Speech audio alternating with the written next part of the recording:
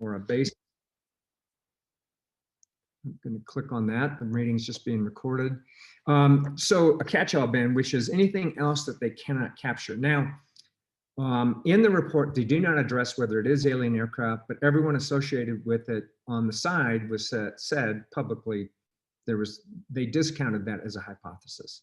And I don't know why they didn't say in the report, but they do think that's a wildly unlikely hypothesis. So again, it's very similar to what we've explained before that in our book and in other blog pieces we've done.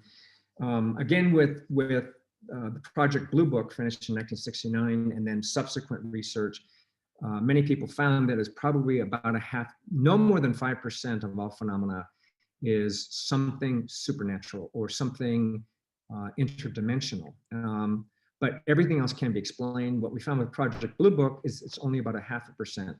In this case, it's less than 1/10 of 1% that has so far been explained. Now, that's not completely, closed out. It could in the future be explained, but typically we believe that it'll follow that likely pattern where it'll be less than 5%, probably less than 1%, will be something that cannot be explained by natural phenomena or by military research or advanced aviation research.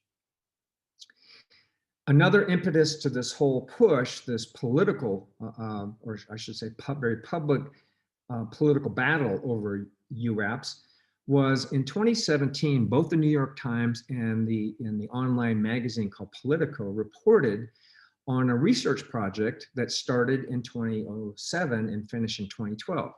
And it was called AATIP, AATIP, stands for Advanced Either Aviation or Aerospace Threat Identification Program. At the time, the lead senator, Harry Reid, Democratic senator from Las Vegas, I should say Nevada, earmarked $22 million in a budget for the Defense Intelligence Agency to contract out to look at a variety of things related to UAP phenomena. There was basically no conclusion to the report. There were 6 different studies that were done on hypersonic propulsion, wormhole travel, theoretical physics, along with perhaps UAPs or unidentified aerial phenomena. Now, Harry Reid was prompted by one of his largest donors, Bob Bigelow, to do this earmark, but he also had a company, an aerospace company, that received funding for this. And he is pursuing research in human capsules for space. So some of what he does is very legit, but he also is a very big believer in the fact that we're being visited by ET or by extraterrestrials. The contracting agency, the Defense Intelligence Agency, or DIA, was far more interested in whether there was something to be concerned about from either Russia or China. Again, the project ended in 2012. Some people came away from that project. The picture I posted earlier of Luis Elizondo has been the biggest complainant that the US government failed to really address the issue. He, along with a fellow by the name of Chris Mellon, has also been pushing for more open research, more openness by transparency by the government on what they have found. They were so frustrated that Chris Mellon, Luis Elizondo, and then I forget the name of the person, Tom DeLonde. He's a singer from some rock band, Blink 182, I think. I've never heard of the rock band before now. Are the ones that pushed for it to be a 5-part series that was actually broadcast on the History Channel a couple of years ago. Stephen Aftergood is the director of the Federation American Science Project on Government Secrecy, believes the contractors made out much more than the US government. The $22 million was not wisely spent, according to him. Some of the features that were reported publicly that made this, made people think, okay, this could be UFOs or it could be some super advanced aviation technology, were the Nimitz in 2004, pilots reported bizarre tic-tac shaped objects. So shaped like a tic-tac, little tic-tac you take a breath mint, but 6 feet long, spinning around without any means of propulsion, rotating, changing speeds, suddenly stopping, disappearing, and then being rediscovered 60 miles away. The USS Teddy Roosevelt on the East Coast, pilots reported, and this was new for us from the perspective of our book in 2002, the vast majority of the sightings in the past, you would have human observation but no radar, or radar but no human observation. In this case, in some reports, and I think out of the 144 incidents, 80 of them were said to be recorded by multiple sensors, human observations, infrared, or radar. And that's a first for us. So, because typically in the past, UFO phenomena did not evince that behavior. But again, sometimes reporting speeds at up to 1,300 miles per hour. Luis Elizondo said that it was pulling something the equivalent of 600 to 700 Gs, or the force of gravity, 600 or 700 times that. So what the Navy did, in part because of Marco Rubio's pressure on the intelligence community and budget, the Navy began to set up new reporting guidelines that went into effect in 2019 to standardize it and to make it, there's less stigma attached to reporting on UFO or strange phenomena. Because, you can imagine people that in the past have reported UFOs, they're considered somewhat odd by many people. So they standardized it, and it was in November of 2012, so very recently, that the Air Force began a project to adopt the Navy guidelines for a period of 6 months to test it out. Can we make this more standard?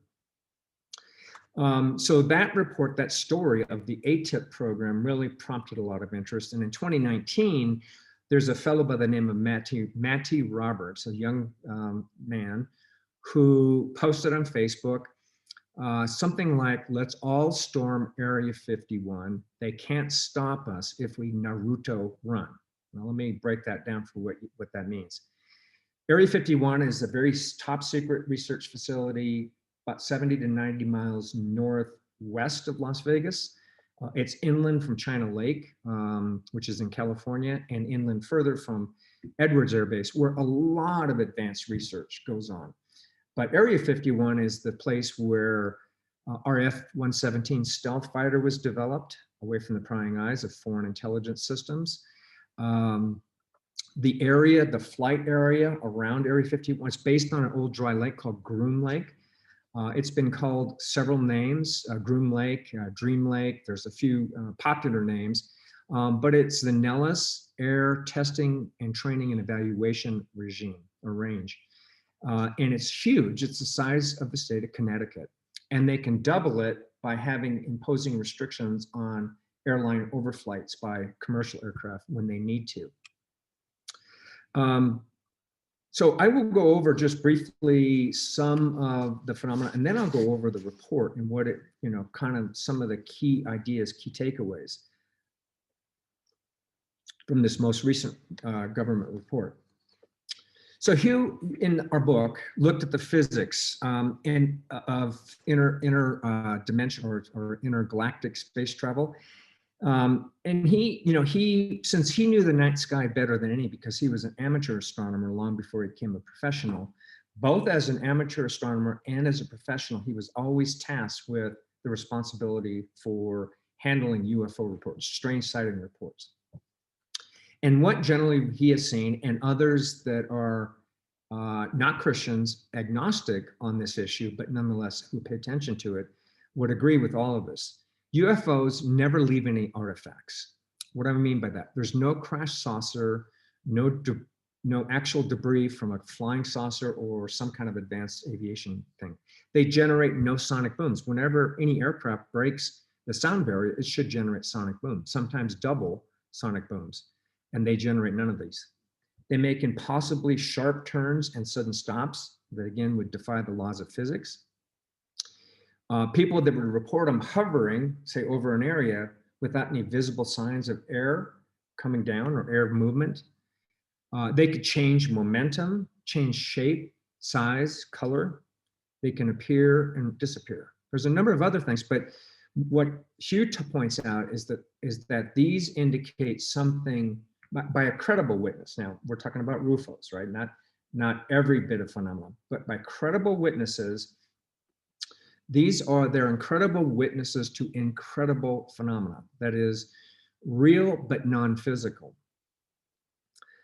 And what do I mean by real but non-physical? Let me give you a simple example, and then I'll get to more complex ones. Real but non-physical, the human brain is a real thing. It physically resides within our cranium, but the non-physical real component is our mind. My ability to communicate, my ability to form concepts, to articulate, to interact with other humans is a non-physical component.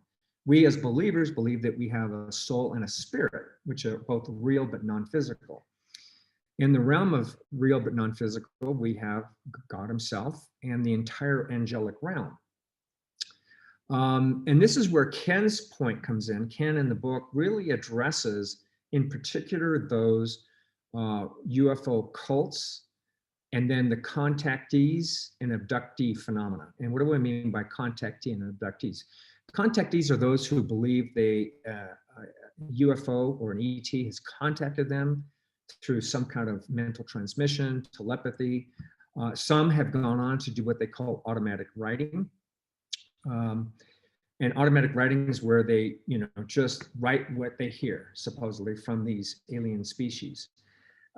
What's fascinating, the most famous of one of the contactees, I forget the name of the person, but wrote a book called The Urantia, Urantia.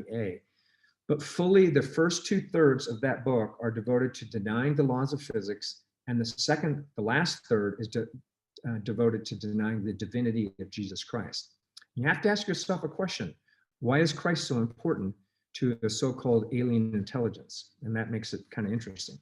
But Ken also points out that it's not just contactees, but abductees. Now, they're the ones, virtually every single one of them has some kind of open door to the occult. And what do we mean by open doors to the occult? It could be as innocent as participating in seances when they're young, or Ouija boards, reading horoscopes, or even going into levitation.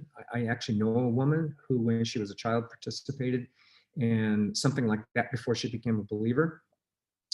But virtually every single person that has been abducted and contactees have wide open doors to the occult.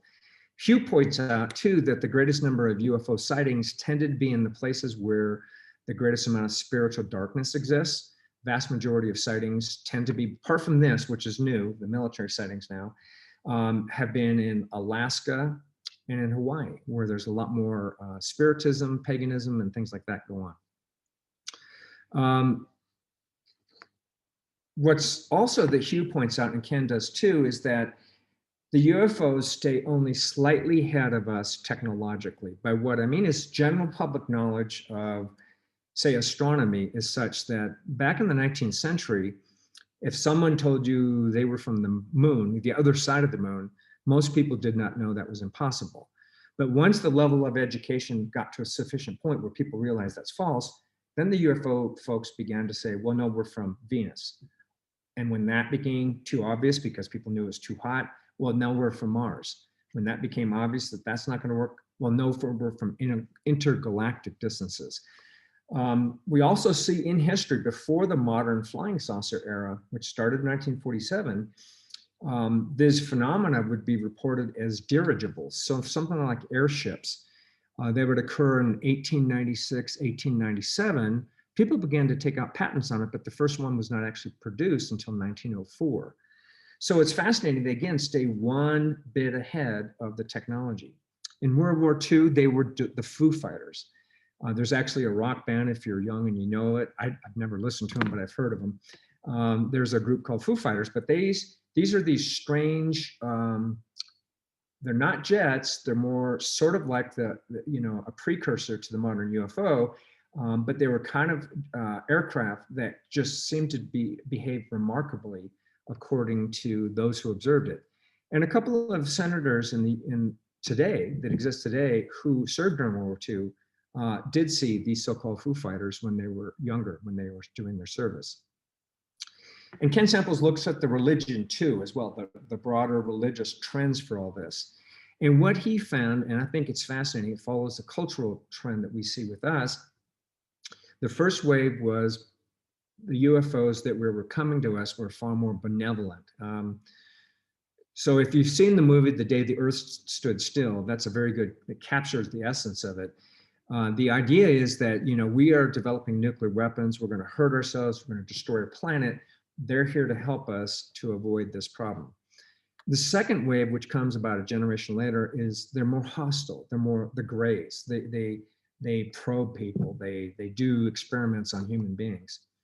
The third wave was develop a cult following, and they would give revelations of, you know, intergalactic knowledge and things like that. I don't know if you ever heard of the Hale Bopp cult. When that comet was coming by, there was a whole group of people that were fanatical followers of this cult, and they committed suicide, believing that the mother ship was on the other side of the moon. It's going to take them into eternity or whatever. Now what we're seeing is sort of a fourth wave, and this is where the UFO phenomenon seems to present itself as a military threat. And again, if you go back to some of the pilot reports and some of the others who were witnesses to these things, they would express things like these aircraft or UFOs or UAPs were coming directly at installation or a ship formation or aircraft. And in fact, of the 144 reports, 11 of them had to cancel their training because they felt that they came so close that it actually threatened them physically. At least they reported it that. So going back to our book, what we have all found, and this has been confirmed by a lot of other folks that look at it, and these are agnostic folks, so it's not Christians, not just Christians who believe in this, but Jacques Vallée was a physicist that looked at this, French guy that looked at it. He believes this phenomena, the residual phenomena, is real but non-physical. 6 different physicists that Hugh knows of, who each have over 10 years of experience with this, believe in a different hypothesis than we do, but it doesn't contradict ours. They believe that these beings, if they are beings, are traveling through an interdimensional way. And so that's very fascinating because that leads into our understanding of the spirit realm, right? They are interdimensional, they're transcendent of our dimensions of space, time, matter, and energy, but not of all creation. And again, the vast majority of all these reports, this is new, the new one's very little bit different, and we'll talk about that. But the vast majority of these reports find that the UFO phenomena and UAP now is not really worth pursuing a whole lot. The DNI report, however, made some recommendations. Again, because they could only confirm 1 out of 144 reports that it was a physically occurring or natural phenomenon, it was a balloon deflating. They recommend, which I thought was interesting, 3 things. They recommend standardizing the reporting process. In other words, take the Navy and now Air Force standards and apply it across all the military services, but also across the FAA, the Flight Aviation Administration, so that all pilots would report and follow a particular format so it could be used for better data analysis.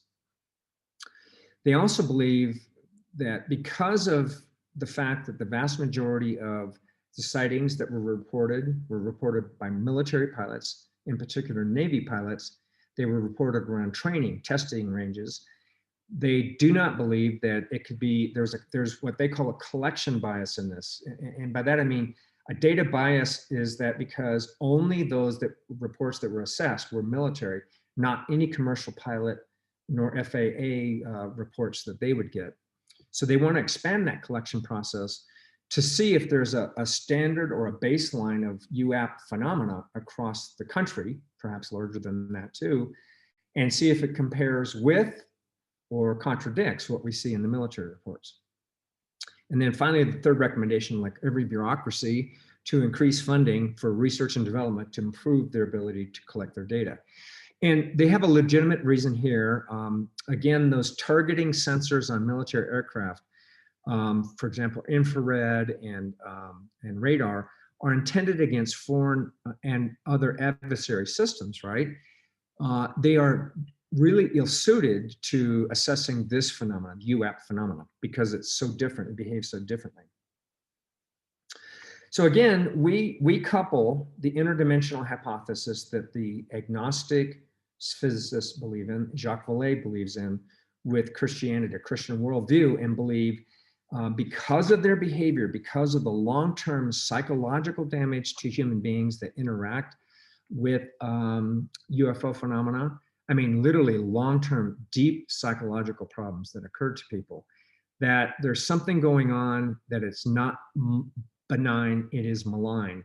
And therefore, if it is on the spirit realm, it is demonic.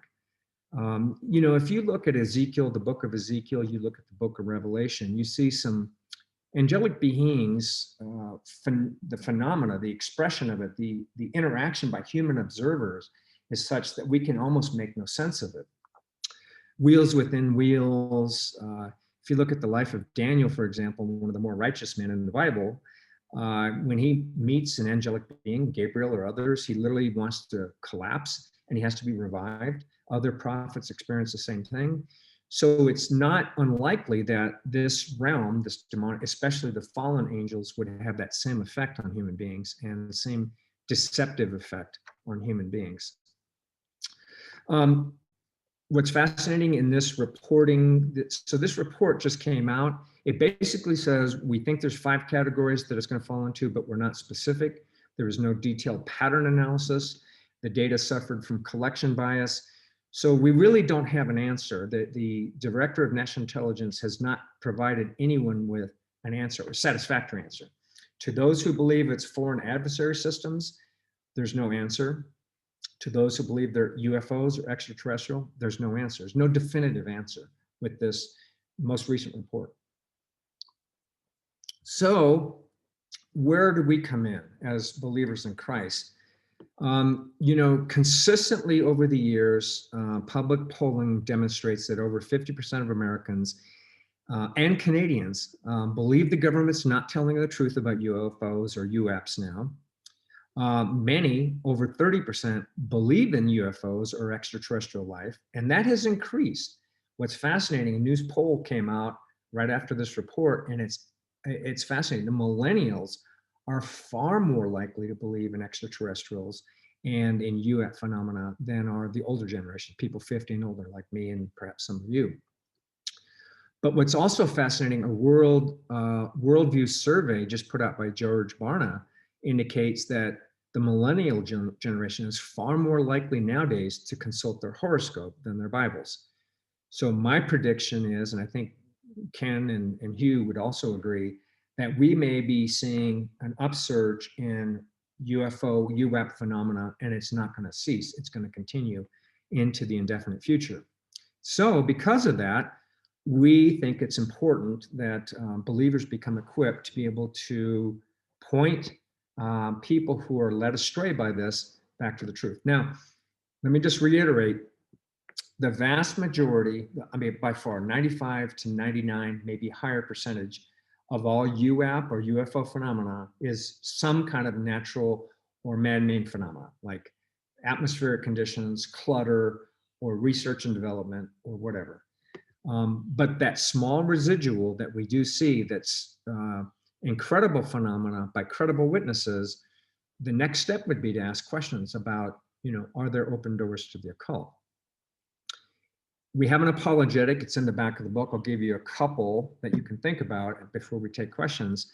But, and this is what we put in the book, we encourage people, if it's in fact, let me just take one step back. I have seen incredible phenomena, but I know none of it was UFO phenomena.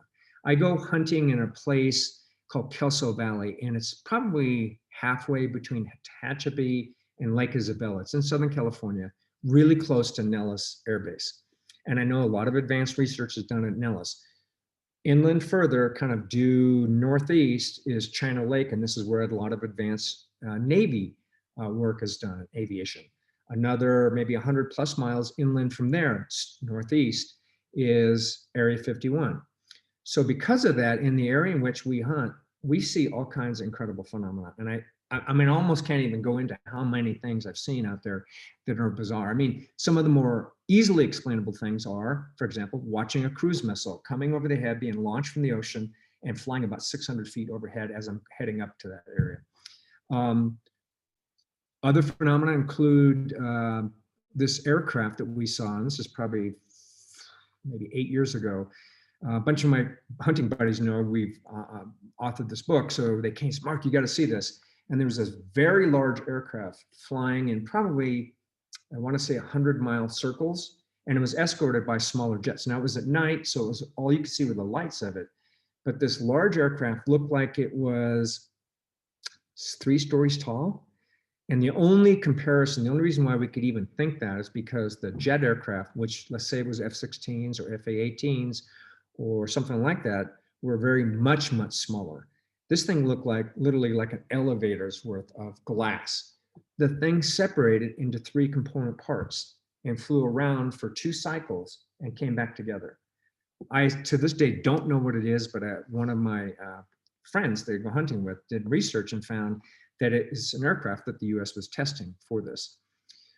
A fellow by the name of T.D. Barnes, who worked out at Area 51, said the greatest number of sightings, reports, I should say, not sightings, reports come from Southern California because of Lockheed Martin. Skunk Works were there, and that's the organization that develops it. And they're at Nellis, and because of Area 51. And the other place is up in by Seattle, where Boeing is. And what he pointed out is not just advanced research that we're funding, but it's also sometimes aerospace industries will do proof of concept testing to then take and give a sales pitch to the Air Force or the Navy or other government agency up at Area 51. So a lot of that testing, a lot of that, what I observed, I also watched, not only from Vandenberg ICBM launch, but also one night, without knowing it, watched a submarine launch ballistic missile test. And I got to tell you, it was the strangest looking phenomenon because it was at night, it was sort of misty, and it looked like blue light with a very defined end to it, which made no sense. And then it blew up into this giant ball and then eventually dissipated into nothing. And only later did I, read the next day, the US Navy had test launched an ICBM to its Kwajalein Atoll in the South Pacific, because you have to do these tests. So again, the vast majority of what people report and say are natural recurring phenomena, but it's unavoidable that there are some people who are enraptured by the idea of extraterrestrial life and UFO phenomena. And for those, we need to be prepared to give a defense, an adequate defense. And what we encourage people to do is examine their life for open doors to the occult. And what do I mean by that? Go back and find, did you in fact participate in seances, levitation, tarot card reading, horoscope reading, consulting mediums, spirit mediums? Repent of those open doors, admitting to God that, that was wrong. Confess the sin of following the occult. Demonstrate repentance by ridding oneself of that occultic phenomena. Turn one's life over to the control of Jesus Christ and acknowledge his will as purpose. And then dedicate your life to following God's purposes for your life. So with that said, that's my overall presentation. I covered a lot of data. I'm sure there'll be a lot of questions. So Jamie, shall I turn it back to you to ask the question, or should I read them from the queue? What would you like to do next? I usually ask the questions. It doesn't matter though, but okay. I have one from Keith Wilson. He's asking, what is your assessment of the cornfield patterns that seem to frequently appear in the UK? That's a good question for Ken Samples, and I'm sorry he's not right here to answer that question. I apologize. I will say that one of my favorite science fiction movies is the movie Signs, where you have cornfield patterns appear, but of course it's tied to, an alien invasion, which there's a very redemptive component to it. I don't know. I know that a lot of it is man-made, but I don't know enough about it to give you a good answer. But Ken Samples, I think Hugh has an answer too, but I know Ken Samples in particular deals with some of those. I apologize for that. I focus more on the military side of things, not on the more popular side of things. Okay. Mark Durham from Southern California asks, has the rate of UFO sightings accelerated, and has the detection level, kind or type increased in the past years? Yeah, that's a very good question. This report, I was hoping would give us more data, Mark. What I had thought was it would give us specific incidences, but it was very narrowly focused on the military reporting from 2004 to 2021. So we don't have an answer to that. I suspect it is because of the fascination with it. But that's an inaccurate, that's not an inaccurate, it's not a statistically robust analysis. It's our impression that it is. But again, I think when we see in the past waves of interest in the occult, we will tend to see waves of interest in UFO phenomena. So I would suspect it will be, and I suspect it's going to increase, not decrease. Yeah, this report in many respects was, Ken actually asked me, what does it say? Because, you know, to read it, if you actually, you can go on to the Office of the Director of National Intelligence website and you can look it up and it will give you everything. It's very unclassified, it's very straightforward. The process by which intelligence analysis is done is not like natural sciences, where in physics you get to, you know, the error bar 0.1, 0.0001. There's nothing like that in this. It's because they use a form of abductive reasoning, not deductive or inductive. That's there's one called the analysis of competing hypotheses. We don't have great data, and it's not consistent. Even the targeting pods were inconsistent with one another, the recordings that they had. So they didn't really give us an answer on the broad scope. Now, this was a preliminary assessment, and it even says so on the title, a preliminary assessment on the report of unidentified aerial phenomena. Like I said, you can go find it on the Director of National Intelligence website, download it publicly. It only cataloged 144 cases, and it was primarily from Navy pilots. So it's not very robust. There was no ability to do a detailed trend analysis or pattern analysis. But if their proposals are accepted, and we'll see, depends on what the Senate does with this and what the Congress does, if their proposals are accepted and they actually expand it to include all FAA reporting requirements, that could give us some of what you're looking for. I will say this, Mark, if you're interested, there's a really good website that tracks a lot of this phenomena. It's called The Intercept.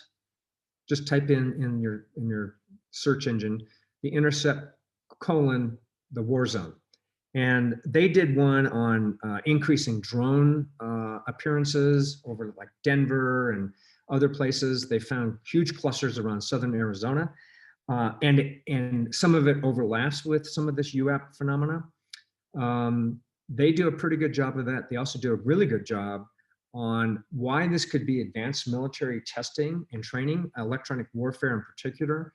And I'll give you an example. If you're interested, I'll give an example. I want to answer your question. I'm hoping that if this is only a preliminary assessment and we get a follow-on report, that we will have better data to work with, because this report does not give us that data. And that's the unfortunate answer to your question. And I still have, I'm still working, so it's hard to spend all my time working on this to track it. And Ken and Hugh, as you know, publish books all over the place. I'm working on a book myself, so it's not like I can spend full time on UFO phenomena. But I think there will be a follow-up to this in probably several years. And if so, that should be more enlightening and more direct answer to your question, Mark. I hope that helps.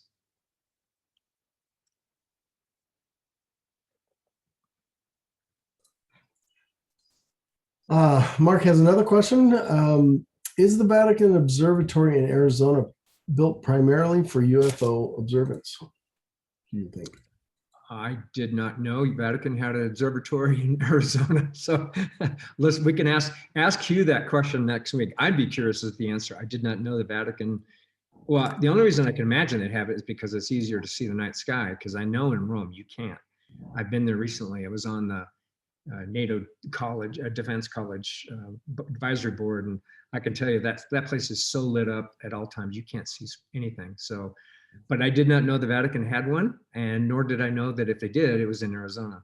The only reason I can imagine is because, again, what's the place? There is a place I recently saw. It's the darkest night sky in the U.S. And I thought it was in Colorado, not Arizona. In other words, it has less light pollution from cities around it.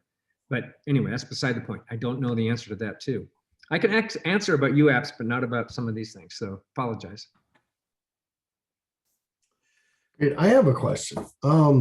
Something that's been on my mind is I've come across people um, who have the concept that either aliens exist or UFOs, aliens exist, or God exists. They use aliens as a kind of gotcha. Well, I saw an alien, or I saw a UFO. Sorry, as if like, well, therefore God can't exist, or the God of the Bible can't exist. Can you speak to that? Could they both could be true, couldn't they? Well, And how you do you mean alien? answer? Yeah, I mean, yeah. That's a good question. The phenomenon that we observe, that we have observed through our reporting and what's been reported on the UFOs, it does not, according, and Hugh's the one that to address this, but it does not reflect physical beings traveling interdimensional. So that's a whole separate question. Can alien life exist and God still be, bring Jesus Christ to humanity? Here, there's no conflict. And Jeff Zwirnick is doing a lot more research on that, but Hugh does too.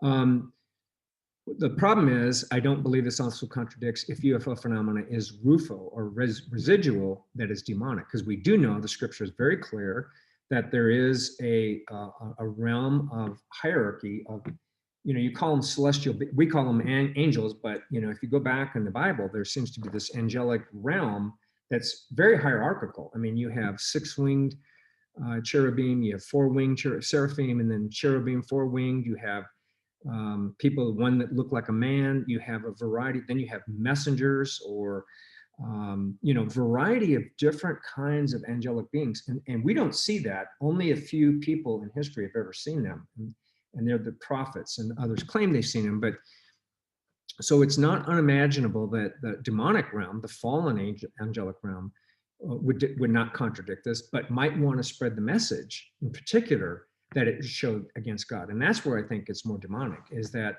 again, the Urantia book, basically a third of it's dedicated to denying the divinity of Jesus Christ. And why is that so important to a extraterrestrial, right? If they come, if they were legitimately extraterrestrials, right? Why would they come to deny the divinity of Jesus Christ in particular? I mean, that tells me it's demonic. I mean, the demons know, but fear God, right? And they want to thwart his plans. So yeah, I don't think either of those propositions contradict the scripture at all. And how would you answer someone who brought that up as a gotcha? Yeah, they tend to want to be a gotcha, right? But I would also say, here's another thing to consider, Jamie. It's a good question. If someone's trying to get you, it reminds me of people who are wedded to a conspiracy thinking, and the QAnon conspiracy thinking was so strong that so many families split over it. The survivors grouping of people who have had family members go off into conspiracy is huge. There's a subgroup on Reddit, QAnon survivors, that it was huge. And this one psychologist did a study of it and found that intervention in people who are deeply wedded to irrational beliefs, like a conspiracy or UFO cultic type stuff, if you intervene, it's likely to create a chasm and the family splits. If, however, it's early and they're curious about this phenomena, that's when our apologetic can work. Or when someone's in a crisis and they want out. But if someone's absolutely wedded to it and they're trying to hurt Christianity or make claims, they're not open to the truth at all. But what this psychological researcher at Harvard pointed out, particularly with people in conspiracy thinking, the best approach is to say, well, here's what I'm learning, to be more open and be firm in your convictions, but to see if there's any openness to alternative explanations. And if there are, that's when our apologetic would be. But some people are absolutely wedded to it. And probably the best apologetic we can have is to pray for their souls, because they're deeply wedded to a very irrational set of beliefs. Thank you. Thank you. Yeah. Doug McComb in Southern California, he asks, do you think the military has played around with the concept of underwater submarine bases or underwater aircraft launches? That's a good question. Yes, I'm sure of it. Because we try everything. We actually, we do have submarine launched ballistic missiles. That's been proven for years. It's 1/3 of our deterrent forces. Aircraft, we do launch cruise missiles from underwater. In fact, we are thinking about reloading our ballistic missile submarines with air-launched cruise missiles that are nuclear armed for the nuclear deterrent component because of what China, in particular Russia, is doing. They've threatened to use they've threatened in recent years, Putin has, to do this technique called escalate to de-escalate, to launch a small nuclear device into a territory in which they fear we are going to advance, and then to force us to back down before any escalation occurs. It's an irrational thing, but because of that, we are promoting a very small nuclear-tipped warhead for a submarine-launched ballistic missile that could counter it, just to make them aware that you can't get away with that. So I do know that military are doing that. There's other things going on. Obviously, there's deep sea submersibles. Living there's tough for very long, as you can imagine, but there's a lot of research going on that. Yes. Great. Doug has several questions here. So here's the next question from Doug. Are the majority of UFO sightings in other nations associated with those countries' military? That's a good question. If so, would they be with the military of all countries or just the superpowers? That's an excellent question, Doug. And you know what? I'm going to write that one down because it's not something that we've spent time on, primarily for two reasons. Hugh actually has more experience with this than I do. He visited Ukraine, visited the Soviet Union before the collapse of the Soviet Union. And there was a high degree of interest in UFO phenomena, and a high degree of interest in the occultic phenomena, and a high degree of interest in multidimensionality activity by spirit beings. And he can explain it to you better than I can. After the close or the collapse of the Soviet Union and church was allowed again, he said there was virtually no interest, and he was stunned by it. Now, what's interesting, and I say that's a roundabout way of trying to answer your question, we don't get a whole lot of reporting, public reporting, like you do in the West from countries like particularly Russia or China, even many Middle Eastern countries, even in particular Israel, which is probably the more open society in the Middle East. We don't get a whole lot of reports for it, and it's not something I've done. So I'd be curious myself. So I'm going to write that down. UFOs with other, I want to write that down because I think it's a good question that I might pursue, because Ken wants us to revise our book and include a lot of this latest stuff. And if we do, then I need to probably incorporate this question into that. Anyway, thank you. I'm sorry, I wish I had a better answer. That was my next question was, are you planning to revise the book? So yeah, well, Ken wants to. She was reluctant to, because he's probably got 10 on his list of things he's doing. The guy's a machine, as you know. So we'll see. But I know Ken's wanted to. I wouldn't mind doing it. But that would be a good question. So I'd have to, and I look at the vast majority of the research I find, Doug, on this in the U.S. deals with U.S. stuff. Like I said, the Intercept, the War Zone, there's Aviation Space and Space Technology Weekly. They're really good, but they focus mainly on U.S. domestic military stuff and not on foreign adversary or foreign reporting like that. So I'd be kind of curious what kind of search criterion I'd have to do and what kind of sources I would have to get to be able to penetrate, particularly closed societies where they don't tend to be very public or transparent about these things. Great. Okay. So Doug also says he missed the class. He joined the class late today and will join the club. Doug, I missed the class. I didn't record it earlier. So I hit the record button, but I had forgotten to. Is that what happened? Because I saw that recording started in the middle of my presentation. Yeah, I hit the record button early but there's another record step. And it's like I didn't distracted on it, so I didn't hit it. So my apologies to everyone. So I'm bumbling through this, I'm afraid. So, okay, Esther McCorkle Hollis, she asked, and I don't remember where she's from, but Um, it's a comment. So maybe you can comment on this. So I haven't read it yet. So the term the Greys is something I heard of growing up in southern New Jersey.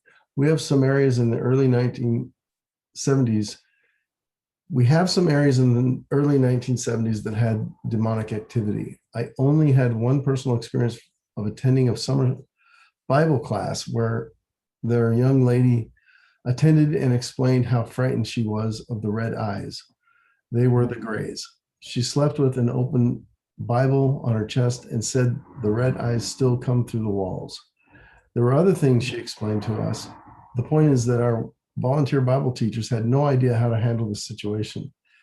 The young lady knew that they were evil, not friendly or helpful. This is why we can all benefit from this class and discussion today.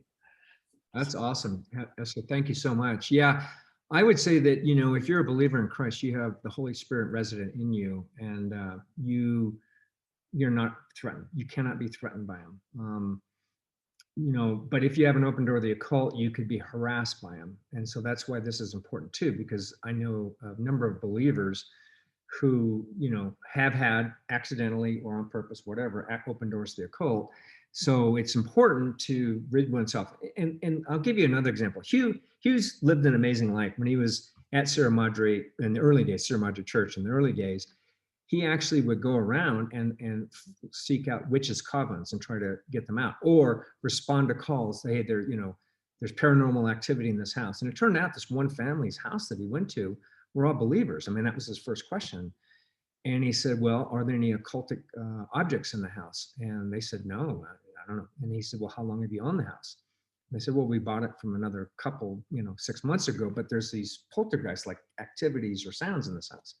So he said, let's go explore the house. So they went through and they found a satanic six-sided star in the attic, some other occultic stuff. And once they got rid of it, the demonic activity, the poltergeist activity disappeared. So they can harass, but they can't harm you if you're a believer in Christ, unless you can be harassed if you have an open door. And so that's why this is so important, I think, to address. So thank you again for your comment, Esther. That's good. Yeah, most people don't know how to address it. It's a tough one. I do recommend Lights in the Sky, Little Green Men.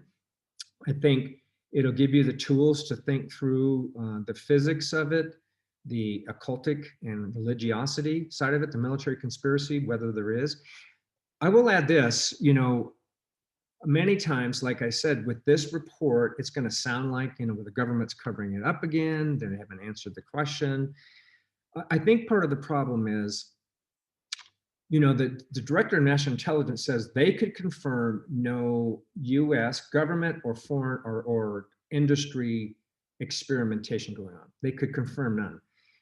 Well, special access programs, that's what they're called when they're advanced classified. So when we were doing the F-117 or the B-2 bomber or the B-221 stealth bomber now, or other advanced military stuff, they're part of what's called special access programs, or SAPs.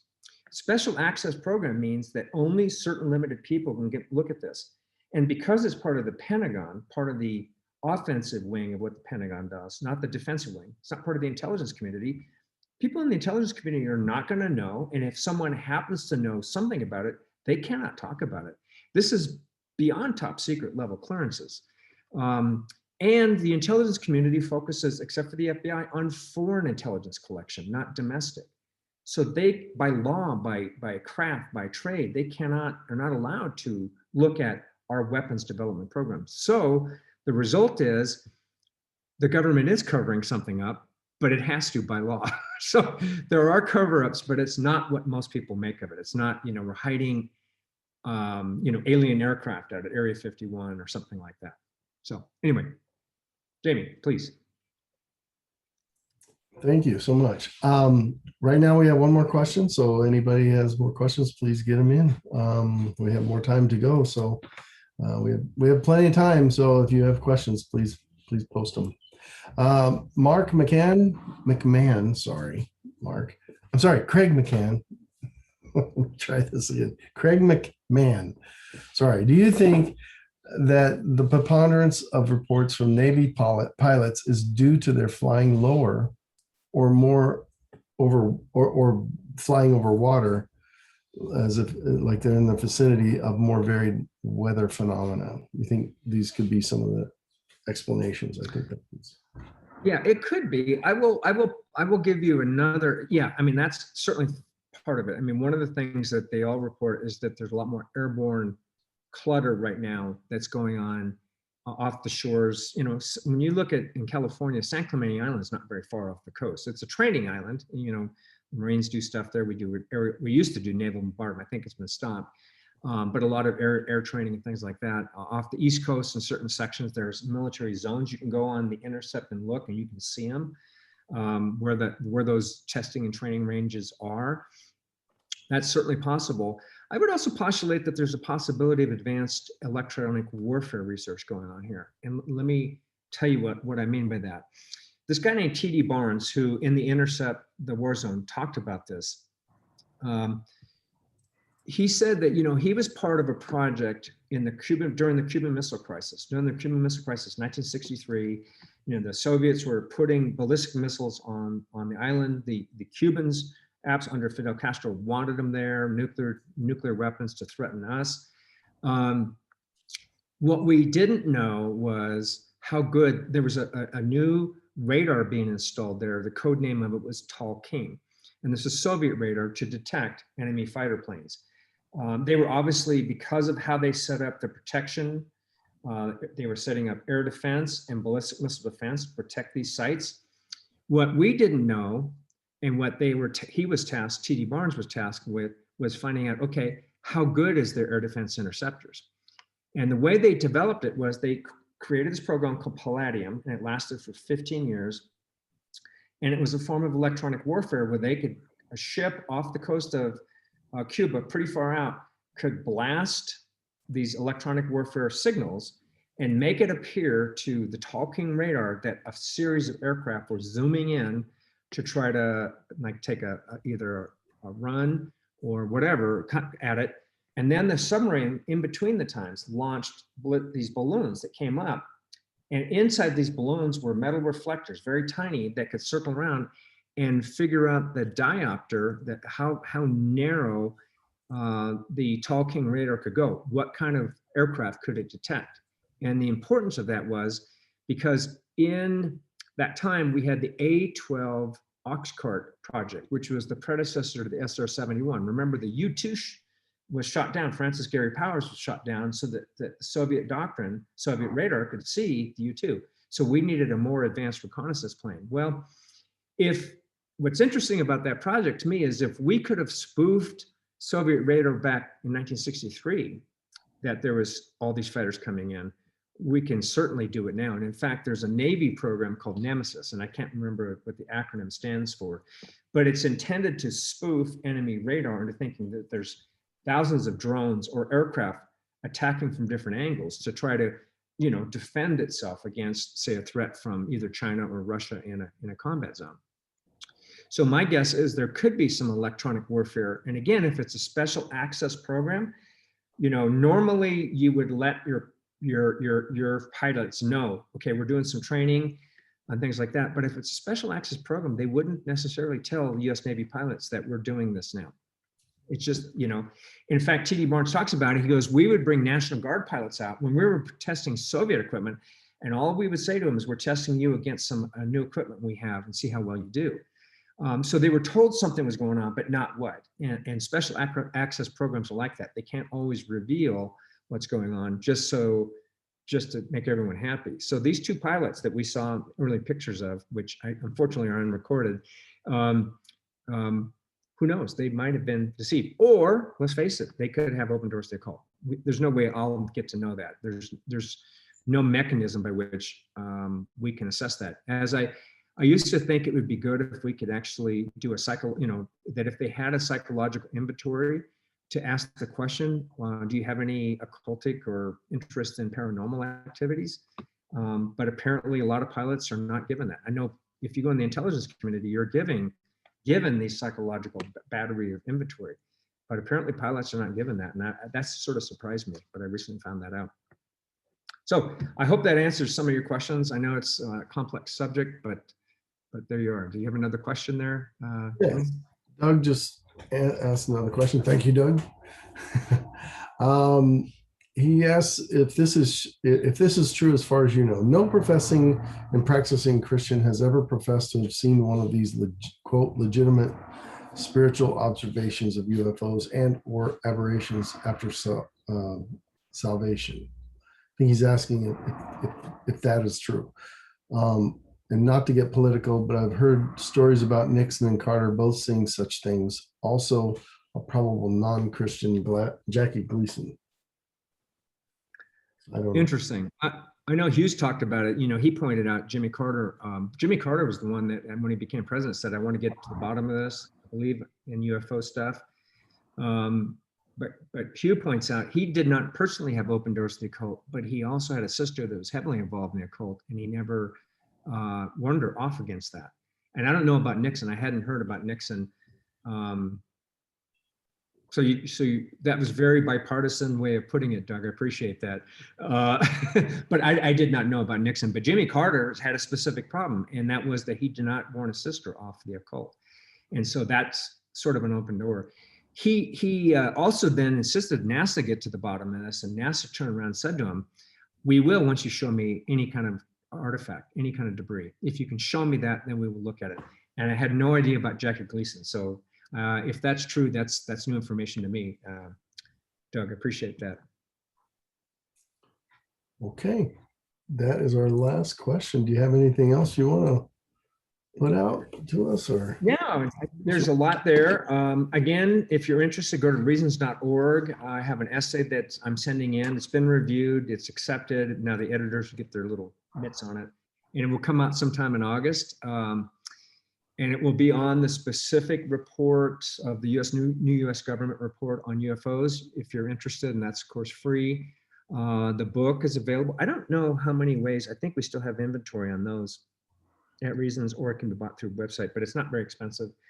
I think if you have an interest in this, and for, I think it was Esther who talked about it, I think I would encourage you to look at it and get some training in it, because I do think, especially as the younger generation seems to be consulting horoscopes more, and we're entering a very post-Christian world way of thinking about things, we're going to see more and more of this phenomena. And I think we, as 1 Peter 3:15 always says, always be ready to give a defense for the hopes in us. We may need to, for those who think that the spiritual that they're saying it's real is really not benign. It's malign. So that would be my final summation, if that works. Jamie? Yes. Well, thank you for your time, Mark. Would you like to pray us out? Sure. Let's do this. Okay. Father in heaven, we come before you. We're grateful for your word that gives us deep insight into realms that are not physically observable, but are nonetheless real, including the realm of your created spirit beings and angels and demons. Lord, I pray that everyone here be alert to these things, not become fascinated by it, but be equipped to deal with it in a very concerted way with the hope that's in us, and that can actually counter some of the very kind of real false spirituality that seems to be running rampant in the United States and in Canada and a lot of Western countries today in this day and age. Lord, I pray that you bless this group, bless our time together. Thank you for it. Thank you for Hugh as he's out. Hugh and Kathy are out in Missouri giving probably a dozen or more talks today, if not yesterday and today. We thank you for this time together. In Jesus' name, amen. Amen. Thank you so much. And that concludes our time, everyone. Thanks. All right. Thank you, guys. Talk to you soon. Bye-bye, Jamie. Thank you. Bye-bye.